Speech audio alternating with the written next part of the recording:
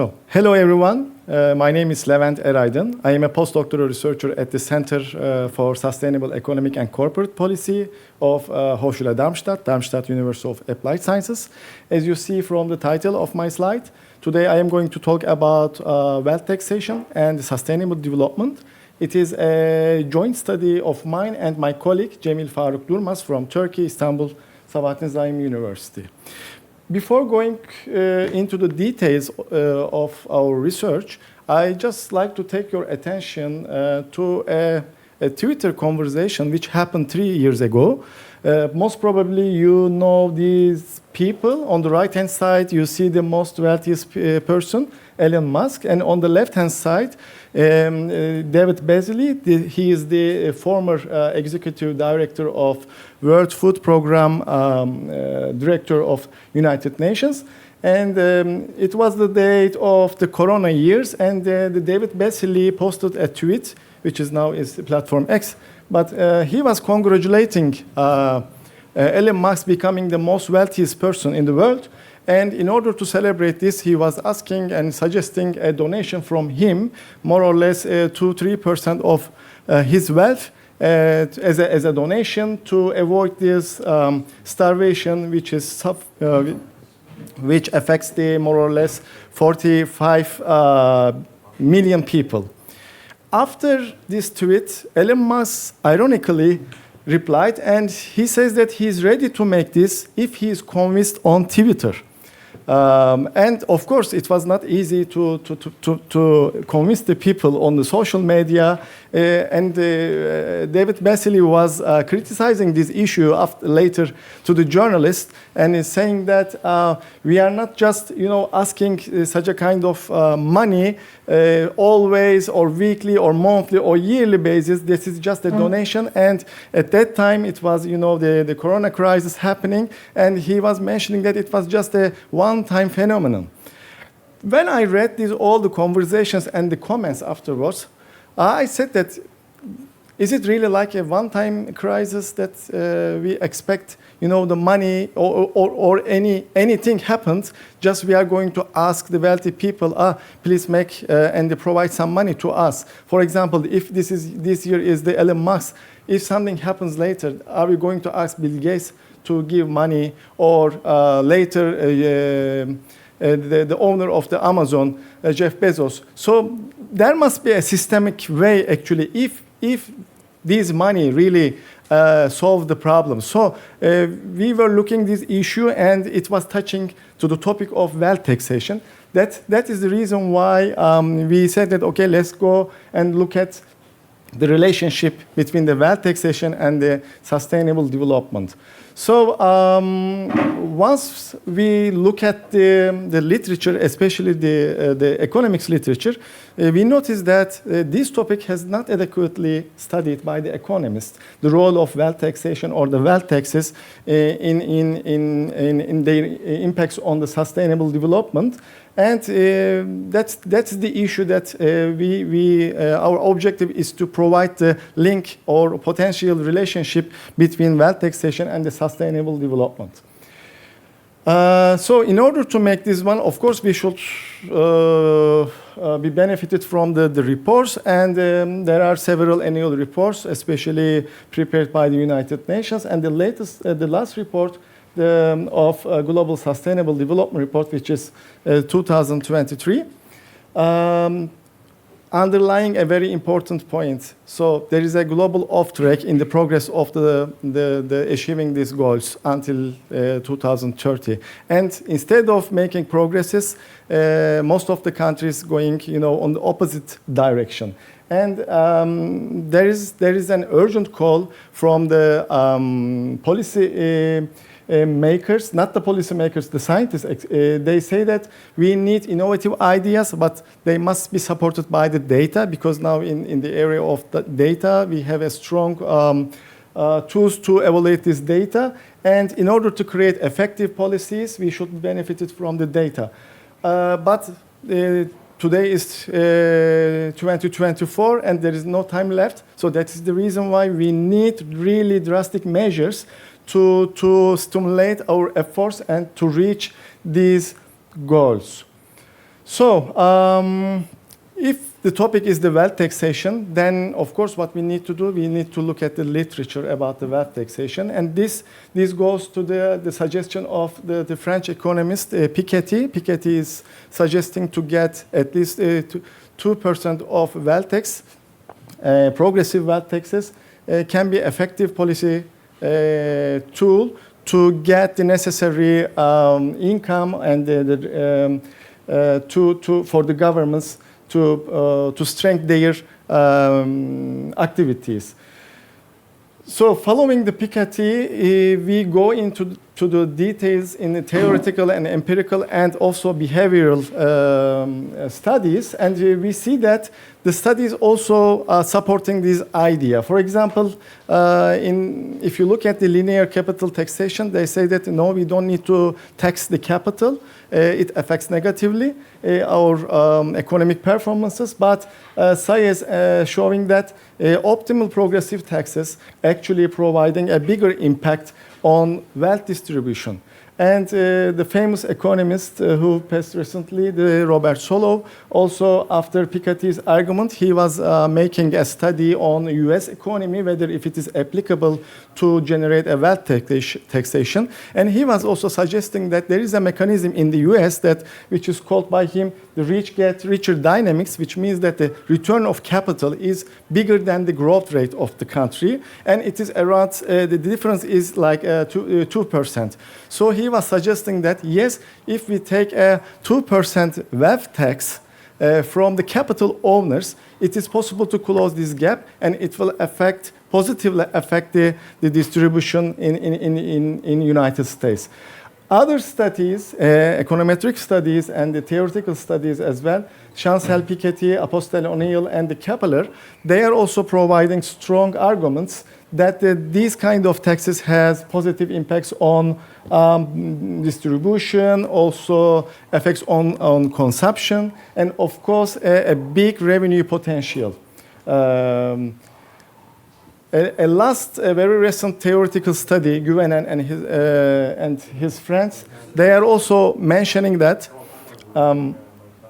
it is also possible to replace the capital income taxes with wealth taxes, because if we make this one, the capital taxes can stimulate the unproductive capital owners to make efficient investments. So, of course, when it is taxation, the topic, it is always the society looks a little bit, different, and but some empirical studies also showing that if we apply smart strategies and teach the society about the role of these kind of taxes, then people can change their minds and can be positive to the wealth taxation. For example, there is a good example if you look at Switzerland. In the long years, they have a history of wealth taxation, and any changes or any policy on the wealth taxation, which is positively welcomed by the society. That is what we see in the literature. So then our question is, as I mentioned before, to what extent these taxes could play a role in putting the SDGs into practice, and whether these taxes fund social inclusion or reduce inequality, as it is always mentioned,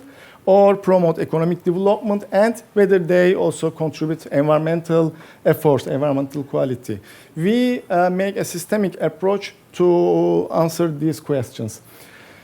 Our methodology mostly based on this three study for the classification of the sustainable development goals. We benefited from the Barbier and the Burgess, and their study allows us to make classification of goals in terms of social, environmental, and economy.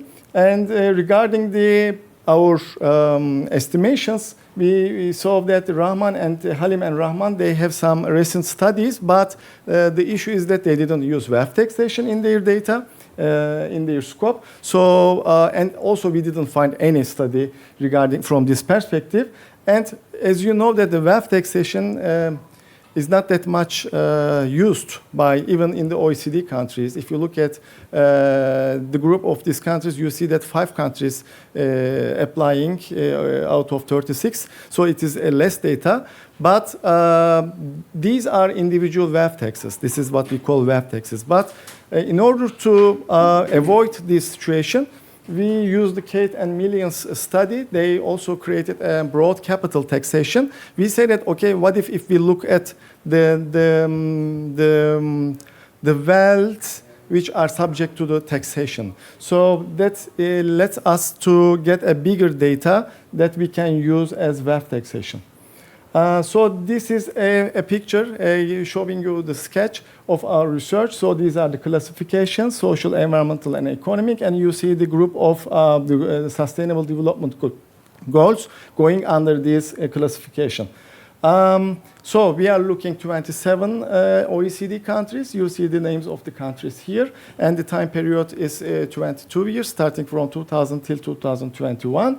And our dependent variables, including the overall SDG score and the other SDG scores which are created by us, following the same methodology to get the SDG overall score. So they are social, environmental, and economic. And our independent variables, yes, we are looking the impacts of the WAF taxes. And these are the broad categories. You see that 6 different taxation groups which are related to the WAF. So we combine them.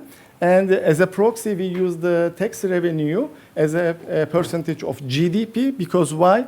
Although these countries are OECD, we see that there is a big heterogeneity among these countries. So that is the best way to use as a proxy tax revenues as GDP per capita, which is not used that much in taxation studies. They use the tax rates, but we believe that this doesn't provide us the correct results. And as control variables for our study, we use population and the GDP per capita. So this is just a picture showing the heterogeneity among OECD countries. So when you look at this one, it is hard to say that there is a correlation between SDG scores and the WAF tax revenues.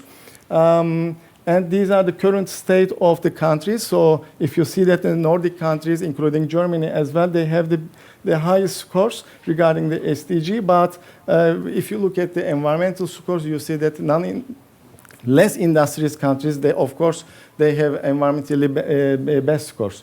So what we do, we apply this empirical methodology. So I don't go into the details, but there were some empirical problems that we fixed them, and we try to estimate the results. So the results.